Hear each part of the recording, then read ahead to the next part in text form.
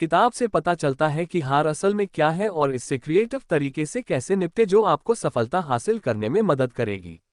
लेखक ने अपनी जिंदगी में कई फेलियर्स का सामना किया है। किताब में उन्होंने अपने बड़े एक्सपीरियंस को बताया है कि कैसे उन्होंने एक दोस्त के हार को बदल दिया और आखिरकार वह सफलता हासिल की जो वह सालों तक करने में हार रहे थे। हार जिंदगी की एक सच्चाई है। आप उस पर गुस्सा हो सकते हैं या उससे दोस्ती कर सकते हैं और इसे अपनी जिंदगी को बदलने के लिए एक टूल के रूप में इस्तेमाल कर सकते हैं। इसके बजाय अगर आप क्रिएटिव अप्रोच अपनाना चाहते हैं तो ये किताब आपकी मदद करेगी। आप भी मेंटल फ्लेक्सिबिलिटी विकसित कर सकते हैं और हार को सफलता में बदल सकते हैं। इस किताब को चुनने के बहुत से कारण हैं, लेकिन दो सबसे महत्वपूर्ण कारण ये हैं। पहला, इसमें बहुत सारे अभ्यास हैं जिसे आप सीखने के लिए लागू कर पाएंगे। दूसरा ये, जब मैंने इस किताब को ऑर्डर किया तो मैं इस बुक किताब का दाम देखकर हैरान था और मुझे लगा बहुत से लोग तो ये किताब शायद ऑर्डर ही ना कर पाएं। और शायद इस किताब समरी को देखने के बाद सबको ये तय करके मदद मिलेगी कि इस किताब को ऑर्डर करके डिटेल में पढ़ें या नहीं। इस समरी को अंत तक बहुत ध्यान से पढ़ें और मुझे यकीन है कि आपको अपने सवालों के जवाब इस किताब में जरूर मिलेंगे। इस किताब से आप सीखेंगे हार के बारे में सोचने का एक अलग तरीका, 7 तरह की फेलियर्स और उन्हें कैसे संभालना है, सफलता के फ्रेंडली माइंडसेट को डेवलप करने और मेंटेन करने के लिए 5 रूल्स और प्रैक्टिसेस, हार से डील करने के लिए 5 स्टेप प्रोसेस, चलते रहने के लिए स्ट्रेंथ बिल्ड करने के लिए 3 मास्टर स्ट्रैटेजीज, हार मानने के 4 कारण। तो चलिए शुरू करते हैं। पार्ट 1, आपकी फेलियर की परिभाषा, डेफिनेशन क्या है। फेलियर का सीधा मतलब यह है कि जब आप किसी घटना से कुछ सीखने में फेल होते हैं तो वह आपका फेलियर है। अगर आप लगातार अपने कंफर्ट जोन से बाहर निकलते हैं और नई चीजों को आजमाते हैं तो आप हमेशा कुछ नया सीखेंगे और यह आपको मजबूत बनाएगा और आपको अपने लॉन्ग टर्म गोल्स को हासिल करने में मदद करेगा। यह आप ही हैं जो ये काबू करते हैं कि फेलियर का आपके भविष्य पर कितना असर पड़ेगा। आप फेलियर के बारे में अपने भरोसे को बदलने के लिए इस किताब में बताए मेटाफोर्स का इस्तेमाल कर सकते हैं। आप फेलियर के बारे में 3 पावरफुल मेटाफोर्स का इस्तेमाल कर सकते हैं। एक, भूल भुलैया को नेविगेट करने के लिए फेलियर के बारे में सोचना, जिसमें हर एक फेलियर आपको अंत के करीब पहुंचने में मदद करता है। फेलियर को एक स्कल्पचर टूल के रूप में देखना और फेलियर को एक ऐसा फिल्टर मानना जो उन लोगों को खत्म कर देता है जो डेडिकेटेड नहीं है। एक्सरसाइज, फेलियर से सीखें। अगली बार जब आप फेल होते हैं तो गुस्से, निराशा, डिस्करेजमेंट या सेल्फ गिल्ट को छोड़ने के टेम्पटेशन को न अपनाएं। नेगेटिव भावनाओं को प्रोसेस करने के लिए खुद को समय दें और फिर उन लेसन्स की एक लिस्ट बनाएं जो आपने अपने डिजायर्ड रिजल्ट तक नहीं पहुंचने से सीखे हैं। पार्ट 2, 7 तरह के फेलियर्स और उन्हें कैसे संभालें।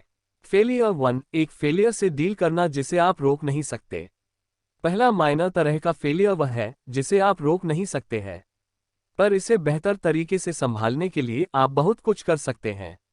सबसे पावरफुल अप्रोच स्टोइसिज्म यानी कि वैराग्य की फिलॉसफी को अपनाना है। मतलब अगर कुछ आपके कंट्रोल से बाहर है तो आपको इसे स्वीकार करने और आगे बढ़ने की जरूरत है। एक्सरसाइज, अनकंफर्टेबल बदलाव स्वीकार करें।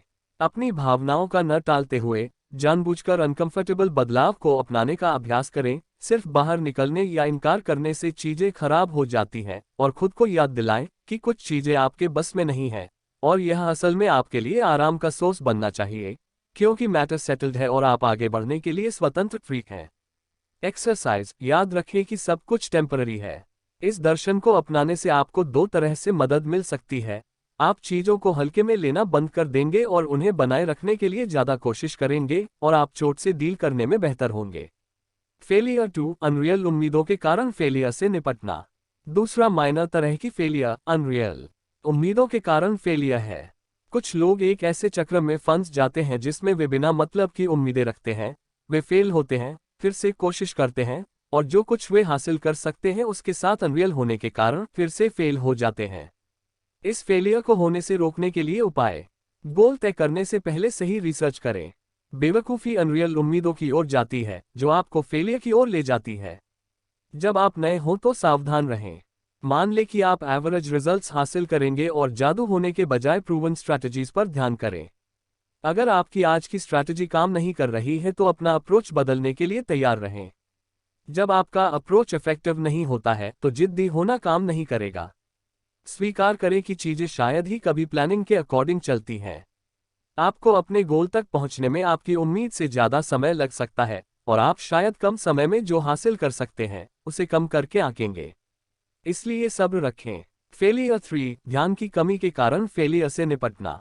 तीसरा माइनर तरह का फेलियर ध्यान की कमी के कारण होता है। जब भी आप कई अलग अलग गोल्स पर अपना ध्यान लगाते हैं तो आप अपने परफॉर्मेंस में रुकावट डालेंगे। यह आपको तेजी से फेलियर की ओर ले जाएगा, क्योंकि कम जरूरी ऑब्जेक्टिव्स को छोड़े बिना जरूरी गोल्स तक पहुंचना इम्पॉसिबल है। इस तरह की फेलियर्स से बचने के लिए बड़े गोल्स को प्रायोरिटी दे और अपनी ज्यादातर एनर्जी उन्हें पूरा करने में लगाए। सफलता के लिए अपना ध्यान सीमित करना जरूरी है। बोरियत को गले लगाएं और उन चीजों से चिपके रहें जो आपके लिए अच्छा काम कर रही हैं, भले ही वे अब उतनी रोमांचक न हो जितनी शुरुआत में थी। एक्सरसाइज एक्सट्रीम फोकस पर ध्यान दें। उस गोल के सार पर ध्यान दें जिस तक आप पहुंचना चाहते हैं। अक्सर आप सिर्फ एक जरूरी एक्शन पर ध्यान दे सकते हैं जो हर दूसरे एक्शन को आसान या बेकार बना देगा। ज्यादा क्लैरिटी और ध्यान हासिल करने के लिए यह एक्शन करें। फेलियर 4, डर से प्रेरित फेलियर से निपटना। चौथे तरह का फेलियर डर से ड्राइव होता है। इसे अनजान डर, रिजेक्शन का डर, अपनी पहचान खोने का डर और रिश्ते खोने के डर में बांटा जा सकता है। अनजान डर और रिजेक्शन के डर से निपटने के दौरान इसे रोकने का अकेला तरीका यह है कि आप अपने आप को उन मुश्किल और अनकंफर्टेबल सर्कमस्टेंसेस में डालें जिनमें आप अनजान या रिजेक्शन का सामना करते हैं। जितनी बार आप इसे करेंगे, आप इसके साथ उतने ही आसान होंगे। जल्द ही आप सीखेंगे कि असुविधा की उन नापसंद भावनाओं के बावजूद कैसे काम करना है, और डर आपकी जिंदगी में एक पैरालाइजिंग फैक्टर बनना बंद कर देगा। जब आप अपनी पहचान खोने के डर से फेल हो जाते हैं तो ऐसा इसलिए होता है क्योंकि आपकी जिंदगी के कुछ नेगेटिव पहलू होते हैं जिन्हें आप खुद को मानते हैं। अगर आप मोटापा, गरीबी, शर्मीलापन या किसी और नेगेटिव लक्षण को अपनी पहचान का हिस्सा मानते हैं तो उन्हें बाहर फेंकना डरावना और इनकन्वीनियंट है। लेकिन आपको महसूस करना होगा कि जिंदगी ही विकास है। जितनी जल्दी आप उन बुरी चीजों से छुटकारा पा लेंगे, आपकी जिंदगी उतनी ही बेहतर हो जाएगी। आखिर में, लोगों को डर है कि जब वे काम करना शुरू करेंगे या अपने एडवेंचर गोल्स तक पहुंचेंगे तो वे कनेक्शन खो देंगे। ये डर बेबुनियाद नहीं है। कुछ लोग आपकी कोशिशों को अपने सेल्फ रिस्पेक्ट के लिए खतरा मानेंगे। सबसे अच्छा उपाय यह है कि आप ऐसे लोगों के साथ रहें जो इस तरह का बिहेव नहीं करते हैं और एक्टिव रूप से आपके गोल्स तक पहुंचने में आपकी मदद करेंगे। फेलियर 5, आत्मतोड़फोड़ सेल्फ सैबोटाज के कारण फेलियर से निपटना। पांचवी तरह का फेलियर आत्मतोड़फोड़ सेल्फ सैबोटाज के कारण होने वाला फेलियर है। जब किसी इंसान में अपने डर का डटकर सामना करने के लिए सेल्फ कॉन्फिडेंस की कमी होती है, या भरोसा नहीं होता है कि वे किसी दिए गए गोल को हासिल कर सकते हैं, या इससे भी बदतर एक इंसान के रूप में अपनी वैल्यू पर भरोसा नहीं करते हैं, तो वे अपने कोशिशों के साथ कॉम्प्रोमाइज करेंगे। ये बिहेवियर आमतौर पर ऐसे बहाने या सर्कमस्टेंसेस बनाकर आते हैं जो फेलियर या इनएक्शन की ओर ले जाते हैं। एग्जाम्पल के लिए, एक इंसान अनजाने में किसी वजह से देर से जागना पसंद करेगा ताकि वे जॉब के इंटरव्यू के दौरान थके हुए दिख सकें और सफलता की पॉसिबिलिटी कम कर सकें। फिर अगर वे फेल हो जाते हैं तो सोचते हैं कि मुझे ये नौकरी इसलिए नहीं मिली क्योंकि मुझे देर तक उठना पड़ा। इस तरह की बातें कहकर वो अपने ईगो को डिफेंड करते हैं। एक्सरसाइज डिफेंसिव पेसिमिज्म की प्रैक्टिस करें। इस तरह के फेलियर से निपटने के लिए पहला कदम अपने गोल पर भरोसा करना है। अगर आप अपने आप में भरोसा नहीं बना सकते हैं तो ये भरोसा बनाएं कि आप जिस गोल का पीछा कर रहे हैं वह कुछ ऐसा है जिसे आपको जरूर हासिल करना चाहिए। यह आपको इसे पूरा करने के लिए अपनी कैपेबिलिटीज में ज्यादा मजबूत भरोसा बनाने में मदद करेगा। दूसरा कदम सेल्फ डिसेबिलिटी यानी कि चिंता से बचने या अपने फेलियर को सही ठहराने के लिए रुकावटों और बहाने बनाने की स्ट्रैटेजी को कुछ ज्यादा इफेक्टिव तरीकों के साथ बदलना है। डिफेंसिव पेसिमिज्म नेगेटिव रिजल्ट्स की कल्पना करते हैं और हर पॉसिबल चैलेंजेस के लिए खुद को तैयार करते हैं। नतीजतन उन्हें कम चिंता होती है और बेहतर परफॉर्म करते हैं। एक डिफेंसिव पेसिमिज्म बनने के लिए अपनी चिंताओं को एक एक करके देखें और उन्हें मैनेज करने के लिए स्ट्रैटेजी बनाएं। दूसरी ओर स्ट्रैटेजिक ऑप्टिमिस्ट मानते हैं कि चीजें ठीक हो जाएंगी और इससे उन्हें अपनी चिंता करने और हाई लेवल पर परफॉर्म करने में मदद मिलती है। ज्यादा आशावादी बनने के लिए अपने जीवन में हर फेलियर और सफलता के लिए पर्सनल जिम्मेदारी का दावा करते हुए अपने कंट्रोल को बदलें। सेल्फ कॉन्फिडेंस के लिए अपने कंफर्ट जोन को बढ़ाते हुए अनकंफर्टेबल सिचुएशंस में जाएं और नेगेटिव घटनाओं को बहाने के बजाय सबक में बदलने के लिए उन्हें फिर से देखें कि आप क्यों फेल हो रहे हैं। आखिर में एक काल्पनिक दुनिया में जिएं। इसका मतलब है इस भरोसे को अपनाना कि आगे बढ़ने की कोई लिमिट नहीं है। सफलता तक पहुंचने के लिए जरूरी टाइम लिमिट के बारे में रियलिस्टिक बने, उस सामाजिक प्रोग्रामिंग का रेजिस्टेंस करें जो आपको एवरेज रहने के लिए कहता है। जब भी आप अपने दिल की गहराई में महसूस करें कि आप सही हैं, तो आपको रोकने वाली सभी चीजों के खिलाफ जाने की हिम्मत करें। फेलियर 6, बेसब्री के कारण फेलियर से निपटना। लोग अक्सर इसलिए भी फेल हो जाते हैं क्योंकि वे बेसब्र होते हैं। स्लो प्रोग्रेस से निराश होकर वे या तो हार मान लेते हैं या वे एक अनस्टेबल पेस तय करते हैं। दोनों ही मामलों में कामयाबी की तुलना में फेलियर की ज्यादा पॉसिबिलिटी होती है। अगर आप अक्सर इसलिए फेल हो जाते हैं क्योंकि धीमी प्रोग्रेस आपको डिस्करेज करती है, तो गोल तक पहुंचने पर ध्यान करें, न कि सिर्फ एक तय टाइम लिमिट के अंदर उस तक पहुंचने पर। टाइम लिमिट आपकी जिंदगी को डायरेक्ट नहीं कर सकती। सावधान रहें कि दूसरों से अपनी तुलना न करें या गुस्सा न हो कि आप फेल हो जाते हैं जबकि दूसरे जीत जाते हैं। हो सकता है कि आप एक चीज में दूसरों की तरह अच्छे ना हो, लेकिन किसी और चीज में उनसे बेहतर परफॉर्म करें। लंबे समय में आपके पास उन लोगों से बेहतर परफॉर्म करने की एक ज्यादा पॉसिबिलिटी है, इसलिए अपने टैलेंट को हल्के में न लें। अगर आप इसलिए फेल हो जाते हैं क्योंकि आप अपने गोल तक पहुंचने के लिए इतने बेचैन हैं कि आप एक टिकाऊ डेली रूटीन को नहीं अपनाते हैं, तो स्प्रिंट और मैराथन के बीच के फर्क को समझें।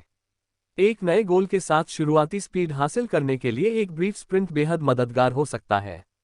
इसके लिए रोज के गोल डिसाइड करें और उन्हें हासिल करने पर ध्यान लगाएं। इससे आपको एक निश्चित समय के बाद, जैसे कि कुछ हफ्ते या शायद कुछ महीने बाद, आपको ज्यादा टिकाऊ डेली रूटीन बनाने में काफी मदद मिलेगी। इससे आप उन बड़े गोल्स के लिए जिन्हें हासिल करने में सालों लगते हैं, उनकी अच्छी तरह प्लानिंग कर सकेंगे। क्योंकि रोजाना और लगातार किए गए छोटे कदम एक्सीडेंट्स और रिस्क से बेहतर होते हैं। फेलियर 7, सेल्फ लाइसेंसिंग के कारण फेलियर से निपटना। सेल्फ लाइसेंसिंग एक ऐसी चीज है जिसमें एक अच्छे बिहेवियर वाले इंसान के नेगेटिव बिहेवियर में शामिल होने की ज्यादा पॉसिबिलिटी होती है, जैसे वजन घटाना। ऐसे में ध्यान दें कि आप एक्सरसाइज के बाद क्या खाते हैं। वर्कआउट के दौरान ज्यादा कैलोरी वाले फूड्स को बहुत ज्यादा न लें। कभी कभी लोग इसे जरूरत से ज्यादा खा लेते हैं, जिससे एक्सरसाइज उनके वजन घटाने के बजाय वजन बढ़ाने में कंट्रीब्यूशन करने लगती आई है। जब हेल्थ की बात आती है तो हेल्दी खानों के बारे में आंख बंद करके यकीन न कर लें। सिर्फ इसलिए कि खाना किसी हेल्दी लेबल के साथ आता है, इसका मतलब यह नहीं है कि यह असल में आपके लिए हेल्दी है। इसलिए वही खाएं जिससे आपको सच में हेल्दी रहने में मदद मिल सके। फाइनेंस में इस बात के लिए जागरूक रहें कि जब भी आप एक अच्छा फाइनेंशियल फैसला लेते हैं, तो आप बेमतलब खरीद को न कह रहे होते हैं। इसलिए पैसे बचाने और कमाने के लिए होशियार रहें। एक स्मार्ट खरीदार बनने के लिए उन चीजों का स्टॉक न करें जिनकी आपको जरूरत नहीं है। अपनी इनकम का कम से कम एक छोटा सा हिस्सा बचाने के लिए हर महीने उसे ऑटोमेटिक सेविंग अकाउंट में ट्रांसफर करें। अपने क्रेडिट कार्ड पर कम खर्च की लिमिट तय करें। अपने उन फैसलों पर अपनी तारीफ करें जिन्हें लेने से आपने अपनी हेल्थ और इमेज में प्रोग्रेस की है, जैसे कि चॉकलेट खाने की बजाय एक हेल्दी सलाद खाना, आलस करने की बजाय एक्सरसाइज करना, आपको जितनी कैलोरी की जरूरत है उतनी कैलोरी का खाना खाना। Part 2, success friendly mindset develop करने और मेंटेन रखने के लिए 5 रूल्स और प्रैक्टिसेस। रूल 1, आपको अपनी जिंदगी मुश्किल तरीके से जीना चाहिए और लगातार अनसर्टेनिटी को अपनाना चाहिए। आपकी जिंदगी की क्वालिटी इस बात पर निर्भर करती है कि आप डर और अनसर्टेनिटी से निपटने में कितने अच्छे हैं। इसलिए अश्योर करें कि आप अनकंफर्टेबल सिचुएशन से बचने की बजाय उससे लड़ें। हालांकि हमेशा ऐसी सिचुएशन में खुद को रखना मजेदार नहीं होता है, लेकिन यह आपकी जिंदगी में ज्यादा सफलता को अट्रैक्ट करने के लिए सबसे अच्छे तरीकों में से एक है। एक्सरसाइज, जिंदगी को मुश्किल तरीके से जीना। हफ्ते में कम से कम एक बार अनकंफर्टेबल या डरावनी सिचुएशन में खुद को डालने की कोशिश करें। यह आपको मजबूत करने में मदद करेगा और आपको किसी भी अनएक्सपेक्टेड मुसीबत को शांति से संभालने के लिए तैयार करेगा। अगली बार जब आप किसी चीज के बारे में अनसर्टन या डर महसूस करें, तो अपने आप से कहें कि आपको इसे ठीक से करने की इसलिए जरूरत है क्योंकि आप इससे डरते हैं। रूल 2, आपको अपने ईगो को बीच की उंगली दिखानी चाहिए। जब आप कुछ नया सीख रहे हो तो शर्मिंदगी का डर आपके दिमाग में नहीं होना चाहिए। अगर आप बेवकूफ न बनने के डर से फिर से कोशिश नहीं करते हैं, तो आप असल में एक असफलता की राह पर जा रहे हैं। अपने फेलियर्स को सीरियस न लें। एक्सरसाइज, दोबारा कोशिश करें।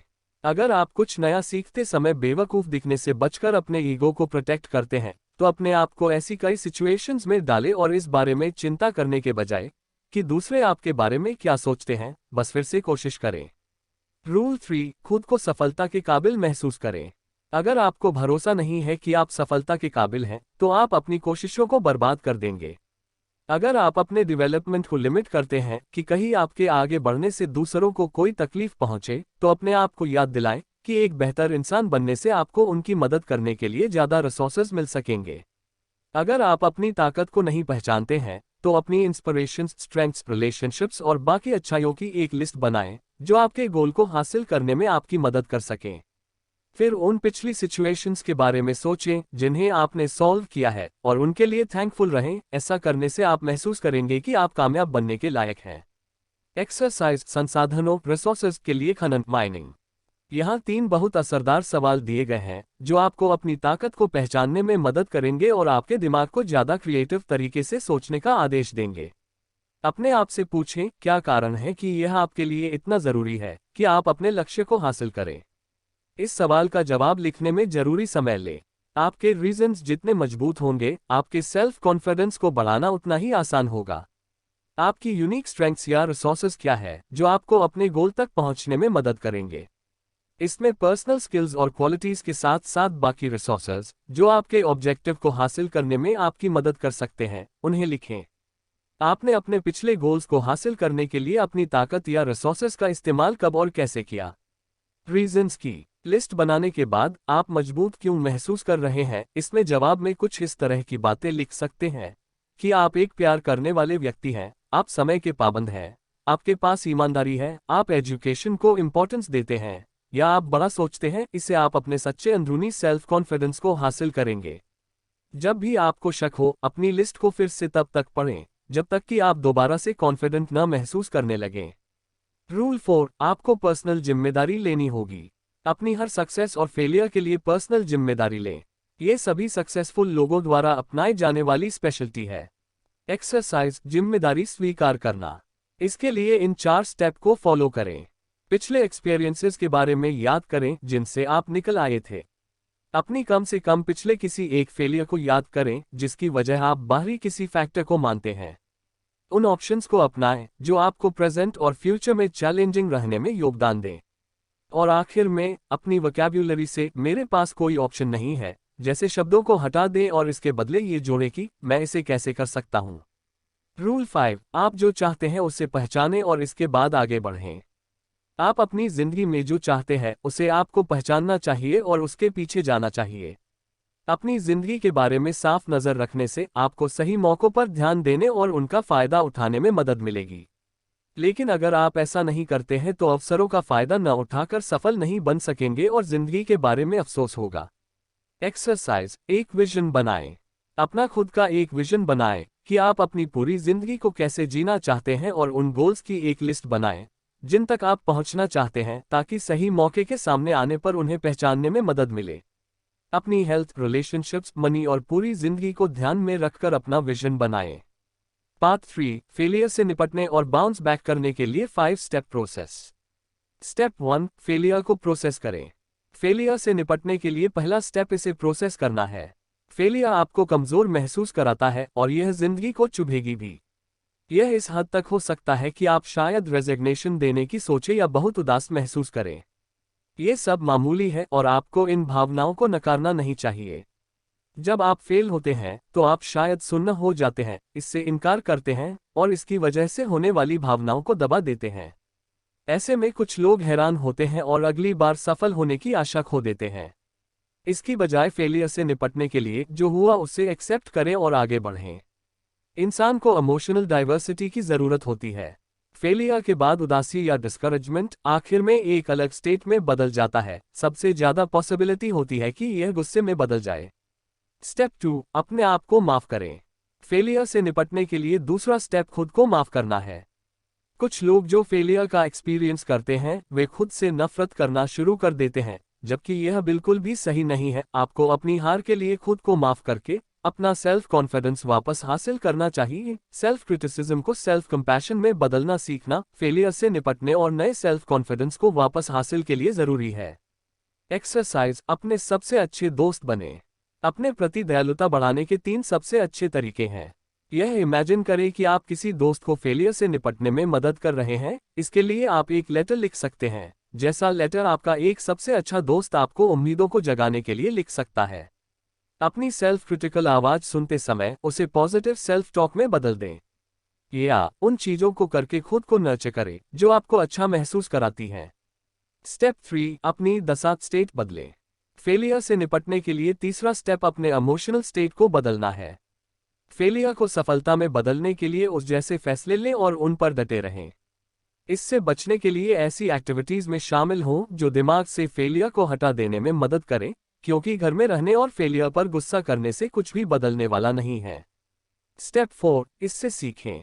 फेलियर से निपटने के लिए चौथा स्टेप अपने फेलियर से सीख लेना है। इसे शुरू करने के लिए अपने फेलियर से सीखे गए लेसन्स की एक लिस्ट बनाएं। फिर एक ऐसा तरीका ढूंढने की कोशिश करें जो आपको अपना नजरिया बदलने और अगली कोशिश में सक्सेसफुल होने में मदद कर सके। फेलियर से जरूरी सबक की पहचान करने के लिए जितना आपको चाहिए उतना समय लें। अपने गोल पर काम करना फिर से शुरू करने के लिए फेलियर का एनालिसिस करने में कुछ दिन बिताना सिर्फ उसी अनजान कारण की वजह से फिर से फेल होने से बेहतर है। इसलिए अपने जरूरी सबक को पहचानें और फिर अपने गोल के लिए सही तरीके से काम करना शुरू करें। स्टेप 5, अपनी कोशिशों को फिर से शुरू करें। फेलियर से उबरने का पांचवा और आखिरी स्टेप अपनी कोशिशों को फिर से शुरू करना है। ये पॉसिबल है कि आप यह महसूस करने पर कुछ शुरुआती रिलक्टेंस महसूस करेंगे कि आप वापस वहीं हैं जहां से आपने शुरुआत की थी, लेकिन जब आप पहली बार कुछ छोटी जीत हासिल कर लेंगे तो आपके फेलियर को जल्दी से खत्म करने में आपको मदद मिलेगी। फेलियर से उबरने के लिए आप इन 2 रास्तों में से एक को चुन सकते हैं। एक बड़े धमाके के साथ शुरू करें और एक एक्सट्रीम अप्रोच के साथ जल्दी नजर आने वाला रिजल्ट प्रोड्यूस करें, जैसे सुबह जल्दी उठने का गोल। या अपने आप को धीरे धीरे एक डेली रूटीन में वापस लाने के लिए छोटे कदम उठाएं। इसके लिए आप एक मुश्किल वर्कआउट के साथ अपने रूटीन को फिर से शुरू कर सकते हैं, लेकिन शुरू में तो यह आसान होगा, पर कुछ समय बाद इसे लगातार करना मुश्किल बन सकता है। इसलिए एक बेहतर तरीका यह है कि एक ब्रीफ, आसान सेशन के साथ शुरुआत करें और फिर धीरे धीरे अपने वर्कआउट को लंबा और मुश्किल बनाएं। दोनों अप्रोचेस एक जैसे ही इफेक्टिव हो सकती हैं, इसलिए आप वह चुनें जो आपको लगता है कि आपकी सिचुएशन के लिए सबसे अच्छा काम कर सकेंगी। पार्ट 4, चलते रहने के लिए स्ट्रेंथ को बिल्ड करने के लिए 3 मास्टर स्ट्रैटेजीज। स्ट्रैटेजी 1, एक पैशन डेवलप करें। चलते रहने के लिए आपके पास एक लॉन्ग टर्म रेजोल्यूशन होना चाहिए। इसे बनाने का सबसे अच्छा तरीका एक लॉन्ग टर्म पैशन डेवलप करना है, जो आपको चुनौतियों के बावजूद लगातार बने रहने के लिए इंस्पायर कर सके। जब लंबे समय तक काम करेंगे तो यह आपकी दिमागी शक्ति को बनाए रखने में आपकी मदद करेगा। साथ ही आप खुद के साथ अच्छा महसूस कर रहे होंगे। एक ऐसा पैशन डेवलप करें जो आपको कंफर्ट जोन से बाहर कदम उठाने के लिए मजबूर करे और ऐसा सपोर्ट दे सके जिन्हें आप बाकी गोल्स पर काम करते समय इंप्लीमेंट कर सकें। एक सक्सेसफुल इंसान बनने के लिए यह एक पावरफुल मास्टर स्ट्रैटेजी है। जब आप लंबे समय तक अपने आप को एक पैशन के लिए डेडिकेट करते हैं तो आप ये भी सीखेंगे कि कैसे ज्यादा मजबूत इच्छाशक्ति और एक काम के लिए मजबूत एथिक्स बनाए रखें। एक्सरसाइज, खुद को डिवोट करें। एक ऐसी चीज ढूंढें जिसके बारे में आप लंबे समय तक पैशनेट हो सकें। यह आपको उन सिचुएशंस में जाने में मदद करेगा जिनमें आप अपनी दिमागी मजबूती को बढ़ा सकते हैं। ऐसे आइडियाज में सभी तरह के खेल, पब्लिकली बोलना, स्टैंड अप कॉमेडी, डांस, योग और ट्रैवल शामिल हैं। आइडियली आपके पैशन के लिए आपको लगातार अपने कंफर्ट जोन से बाहर कदम रखना चाहिए। इसके लिए लिखना, प्रोग्रामिंग, खाना पकाने या क्रिएटिव स्किल्स जैसे ड्राइंग, पेंटिंग या फोटोग्राफी भी अच्छे तरीके हैं। स्ट्रैटेजी 2, एक्सपेरिमेंटल अप्रोच अपनाएं। चलते रहने के लिए ताकत बनाने के लिए आपको एक्सपेरिमेंटल अप्रोच को अपनाना होगा। जब भी आप ऊंची उम्मीदें बनाते हैं और मानते हैं कि आप हार नहीं सकते हैं, तो आप अपने आप को एक नॉकआउट जैसे निराशा के झटके के लिए तैयार करते हैं। जब आप इस बिहेवियर को बार बार दोहराते हैं तो आप अपनी इच्छाशक्ति के संसाधनों को तेजी से खत्म कर देंगे। एक्सरसाइज, एक एक्सपेरिमेंट तैयार करें। एक सक्सेसफुल एक्सपेरिमेंट करने के लिए एक बजट तय करें। रिसोर्सेज के एक स्पेसिफिक अमाउंट को चुनें जिसे आप इसके लिए डेडिकेट करेंगे, चाहे वह पैसा हो, समय हो या एनर्जी हो, और इसे तब तक चलाएं जब तक आपको कॉन्क्रीट डेटा न मिल जाए। स्ट्रैटेजी 3, रिजल्ट की परवाह किए बिना वैल्यू ढूंढें। अक्सर चलते रहना मुश्किल होने का मेन कारण यह है कि आपको लगता है कि आप जो कर रहे हैं वह बेकार है। ये समझ में आता है कि जब आपको कोई रिजल्ट नहीं मिलता है तो आप निराश हो सकते हैं। ये नॉर्मल है, क्योंकि आखिर कौन कुछ ऐसा करना जारी रखना चाहेगा जो बेकार हो। ये लॉजिक अपने आप में समझ में आता है, लेकिन आपकी कोशिश शायद ही कभी बेकार होती है। यहाँ तक कि अगर आपको ऐसा लगता है कि आप कोई प्रोग्रेस नहीं कर रहे हैं, तो आप जो कर रहे हैं उसमें लगभग हमेशा कुछ वैल्यू ऐड जरूर होती है। आपको इसकी पहचान करनी चाहिए। पहचान करने से आपको आगे बढ़ने में मदद मिल सकती है। जब आप अपनी कोशिशों को पूरी तरह से समय की बर्बादी मानते हैं, तो आप बिना किसी शक के निराश महसूस करेंगे और आगे बढ़ना नहीं चाहेंगे। कोई भी अपना समय या एनर्जी उन चीजों पर बर्बाद नहीं करना चाहता जो कोई रिजल्ट्स नहीं देते हैं। इसलिए ये जानना बहुत जरूरी है कि आपकी कोशिशें और उससे मिलने वाले रिजल्ट्स कीमती हैं। एक्सरसाइज वैल्यू के लिए काम करें। जब भी आप अपने आप को ये सोचते हुए देखें कि कुछ पूरी तरह से बेकार था, तो इसे एक्सपीरियंस करने के लिए धन्यवाद करें और निराश होने की बजाय देखें कि आपने अपनी तरफ से क्या वैल्यू दी है। पार्ट 5, हार मानने के 4 कारण। रीजन 1, अगर यह आपके अनुकूल नहीं है तो इसे छोड़ दें। अगर आप किसी चीज का सिर्फ इसलिए पीछा कर रहे हैं क्योंकि समाज आपको ऐसा करने के लिए कहती है, जैसे कि कॉलेज जाना या किसी ऐसी जॉब में काम करने के मामले में जिससे आप नफरत करते हैं, तो आप उन रिसोर्सेस को बर्बाद कर रहे हैं जिन्हें अपनी जिंदगी में किसी वैल्यूएबल चीज के लिए खर्च कर सकते थे। अगर आप अपने गोल को मुख्य रूप से रोजमर्रा की नेगेटिव भावनाओं से जोड़ते हैं, तो आपको ऐसा करना छोड़ देना चाहिए, क्योंकि ऐसा ऑब्जेक्टिव क्लियरली आपकी पर्सनालिटी के मुताबिक नहीं होता है। गलत गोल पर काम करने से न सिर्फ आप उस ऑब्जेक्टिव को पूरा करने में लगाए गए समय और एनर्जी को खो देते हैं, साथ ही यह खोए हुए मौकों और मिसमैनेज्ड रिसोर्सेज का भी अफसोस करना पड़ सकता है। ऐसा करने से आपका कोई फायदा नहीं होने वाला है, बल्कि आप सिर्फ अपने समय और एनर्जी को बर्बाद करेंगे। इसलिए वह चीज कभी न करें जिसे करना आपको पसंद नहीं है। कभी कभी न कहना बेहतर होता है। रीजन 2, अगर आप अपने मनचाहे परफॉर्मेंस या अचीवमेंट के लेवल को हासिल नहीं करते हैं तो हार मान लें। अपना गोल तय करते समय इस बात को डिफाइन करें कि आप अपनी कोशिशों से सैटिस्फाइड महसूस करने के लिए अचीवमेंट के किस लेवल तक पहुंचना चाहते हैं। अगर आपका परफॉर्मेंस अचीवमेंट से कम है तो या तो अपनी कोशिशों को बढ़ाएं या आपको हार मान लेनी चाहिए। अगर आप अपने गोल में इन्वेस्ट किए गए सही टाइम और बाकी संसाधनों के बाद अपने हासिल किए गए नतीजों से डिसैटिस्फाइड हैं और आपको सुधार की कोई पॉसिबिलिटी नजर नहीं आएगी, ऐसे में आपको कुछ और ऐसा ढूंढना चाहिए जिसमें आप बेहतर हैं। जब आप अपने हासिल किए गए रिजल्ट से सैटिस्फाइड नहीं होते हैं, तो हार मानने या इसे जारी रखने का फैसला आपकी उम्मीदों को मैनेज करने के लिए आपके सामने आता है। अगर आप अपनी उम्मीदों को कम करके अच्छा महसूस कर सकते हैं, तो रुकने की जरूरत नहीं होती है, बस चलते रहें। लेकिन अगर आप लो स्टैंडर्ड्स को स्वीकार करने से इनकार करते हैं, तो इन्हें छोड़ देना बेहतर होता है। ऐसे में अगर आपको ऐसे रिजल्ट नहीं मिले हैं जिनकी आपने इच्छा की थी, तो आपको हार मान लेनी चाहिए और आगे बढ़ने के लिए कदम बढ़ाना चाहिए। रीजन 3, अगर आप सिर्फ डूबते हुए खर्चों के कारण चल रहे हैं तो हार मान लें। इकोनॉमिक्स और बिजनेस में एक संक कॉस्ट वह कॉस्ट होती है जिसे आप पहले ही खर्च कर चुके हैं और दोबारा हासिल नहीं कर सकते। जैसे अगर आप एक नॉन रिफंडेबल मूवी टिकट खरीदते हैं तो यह एक संक कॉस्ट है। अगर आप अब फिल्म नहीं देखना चाहते हैं तो एक लॉजिकल ऑप्शन ये होगा कि आप थिएटर न जाएं। अगर आप जाते हैं तो आपको 2 बार नुकसान होगा, टिकट पर खर्च किए गए पैसे को खोने और समय बर्बाद करने पर। आप ऐसी फिल्म देखने से अच्छा कुछ ज्यादा खुशी वाला काम कर सकते थे। जिंदगी तब तक अच्छी होती है जब तक आप अपने ऑब्जेक्टिव की परवाह करते हैं। अगर आप अपने गोल का पीछा सिर्फ संक कॉस्ट्स के कारण कर रहे हैं, तो इस बात का ध्यान रखें कि जो कॉस्ट आप पहले ही खर्च कर चुके हैं वो आपको वापस नहीं मिल सकती है, इसलिए आपको उन्हें छोड़ देना चाहिए और उससे सीखकर अगली बार उस तरह के खराब खर्चों से बचें। रीजन 4, अगर आप लगातार कैच अप करने से खेल रहे हैं तो हार मान लें। अगर आप अपने गोल के साथ लगातार पीछे रह जाते हैं, तो शायद आप जिस गोल का पीछा कर रहे हैं वह आपके लिए उतना जरूरी नहीं है जितना आपको लगता है, या फिर आपको इस ऑब्जेक्टिव के लिए समय निकालने के लिए बाकी गोल्स को छोड़ना होगा। अगर आप अपने गोल के लिए समय नहीं निकाल पाते हैं, लेकिन आपको बाकी काम करने के लिए समय मिल जाता है, तो यह इस बात का साइन देता है कि आपकी इंस्पिरेशन काफी मजबूत नहीं है या आपका ऑब्जेक्टिव अब आपके लिए आपकी प्रायोरिटी नहीं है। अगर आप अपने गोल पर काम करना चाहते हैं लेकिन बाकी चीजें लगातार आपका ध्यान भटका रही होती हैं, तो आपको अपने जरूरी गोल के लिए समय निकालने के लिए उन चीजों को छोड़ना होगा जो आपका ध्यान भटका रही होती है। जिस तरह एक साथ कई काम करने की कोशिश करने से आपका परफॉर्मेंस कम हो जाता है, उसी तरह बहुत से गोल्स का पीछा करने से भी आपका परफॉर्मेंस कम हो जाता है। अगर आप लगातार अपने गोल के साथ कैच अप खेल रहे हैं, अगर आप बाकी चीजों के लिए समय निकाल सकते हैं लेकिन शायद ही कभी अपने जरूरी गोल के लिए समय नहीं निकाल पा रहे हैं, तो शायद अब आप उस गोल की परवाह नहीं करते हैं जैसा आप पहले करते थे, और तो आपके लिए यह बेहतर हो सकता है कि आप उस गोल के लिए हार मान लें। अगर आप कुछ कम जरूरी गोल्स को छोड़ देते हैं और अपने मेन पर्पस पर ज्यादा ध्यान फोकस करते हैं तो आप जरूरी गोल्स को हासिल कर सकेंगे। निष्कर्ष। तो दोस्तों, फ्रॉम फेलियर टू सक्सेस किताब से फेलियर को सक्सेस में बदलने के रास्ते के बारे में जाना।